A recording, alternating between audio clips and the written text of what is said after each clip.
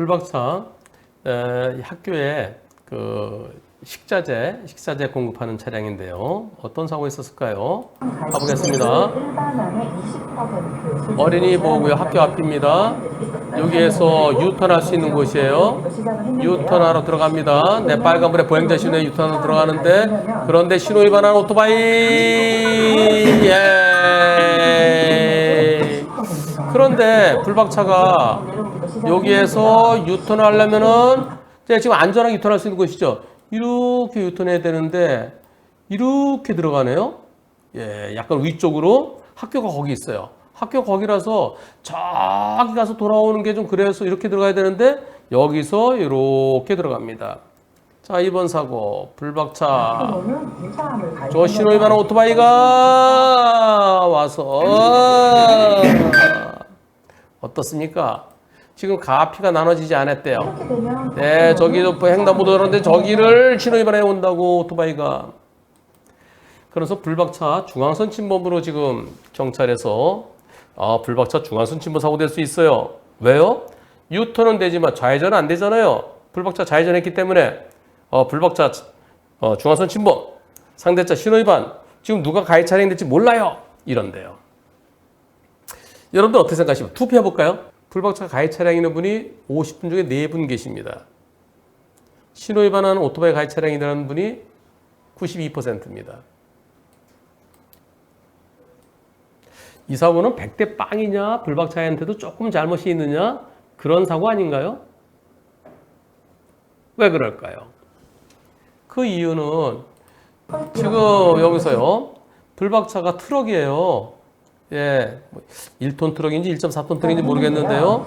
여기서 유턴을 좀 크게 했다 생각해 보세요. 유턴이 이렇게 해서 이렇게 유턴을 크게 하는 중이다.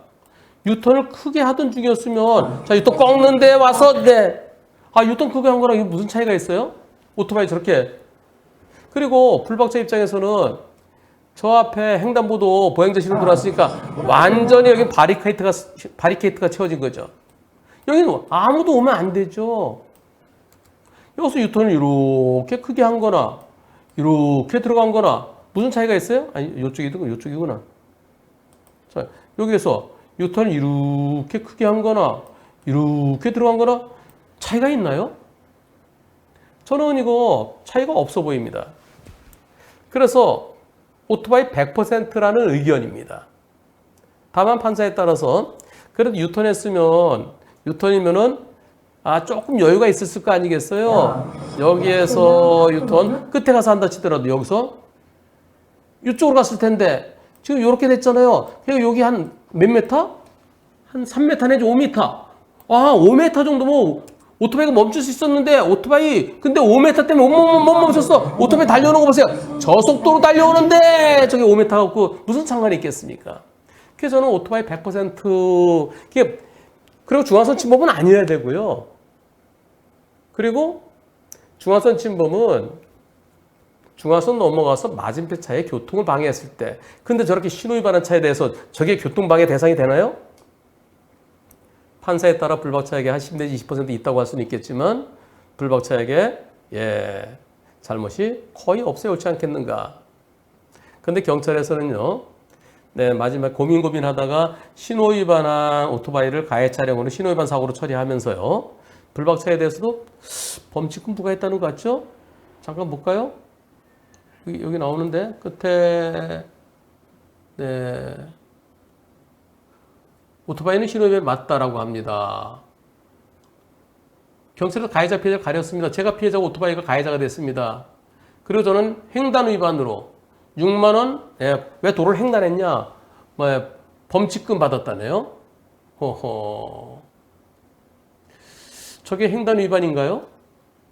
횡단은 정상적인 차량에 대해서 방해했을 텐데요. 저게 상대가 저 보호 대상인가요? 이런 거는 집결 가면 범칙금 내지 않고 과연 내가 횡단 위반이냐, 저렇게 신호 위반한 저런 오토바이도 보호 대상이냐, 이런 건 즉결 가보고 만약에 판사가 유죄를 인정한다면 정식재판청구에서 제대로 한번 평가를 받아봐야 되지 않을까 하는 생각입니다. 오토바이는 보호받을 대상이 아니었다고 저는 생각합니다. 여러분들은 어떻게 생각하십니까? 그럼에도 불구하고 아까 4표 8%는 오토바이, 신호위반한 오토바이가 피해 차량이라는 견해가 있었습니다. 여기서 오토바이 운전자가 만약에 사망했으면 횡단보도 고양자 신호의 유턴, 저 유턴은 여기가 상시유턴구역인지 상시유턴구역이네요. 네, 상시유턴구역. 제일 안전할 때가 횡단보도 보행자 신호 들어왔을 때가 제일 안전한 유턴 시기죠. 유턴을 안 하고 여기 들어갔는데요. 이때 신호위반한 오토바이 그냥 달려와서 들어갔습니다. 예. 경찰은 불박차에게 잘못이 있다. 중앙선 침범은 아니지만 횡단 방법 위반이다. 횡단은 안전하게 해야 되는데 왜 오토바이에게 방해됐느냐. 저 오토바이를 오토바이는 보호 대상으로 본 거죠. 그렇다면 만약에 오토바이 운전자 사망했다 그러면 불박차 잘못 있어. 중앙선 침범 사고는 아니지만 잘못이 있는 거야. 그러면서 범칙금을 부과했다는 것은 불박차의 잘못이 있다는 겁니다. 도로를 횡단할 때는 다른 교통에 방해되지 않아야 된다. 저 오토바이에 방해됐다는 거죠. 오토바이 운전 사망했으면은 경찰은 검찰로 기소 의견 넘겼을 겁니다. 검사도 고민하겠죠. 저거 한 5m 여유가 천천히 크게 유턴을 했으면 과연 저걸 피할 수 있었을까? 크게 유턴하고 똑같아. 저건 오토바이 100%야. 불박차 운전 잘못 없어. 근데 그러는 검사도 있겠지만 경찰 말대로 그래 검사들은 교통을 잘 몰라요. 교통조사관보다 검사가 더 모릅니다. 일반적으로. 근데 한 사건을 파고들어서 연구하면 이제 검사가 많이 공부를 하죠. 자료도 찾고. 그리 되면 이제 그 사건에서 검사가 좀 더 많이 알 수도 있지만 일반적으로는 교통전담 검사가 없기 때문에 그래서 오히려 교통조사관보다 검사가 잘 몰라요. 그러면은 검사는 그냥 교통조사관이 한 대로 그대로 기소할 수 있습니다.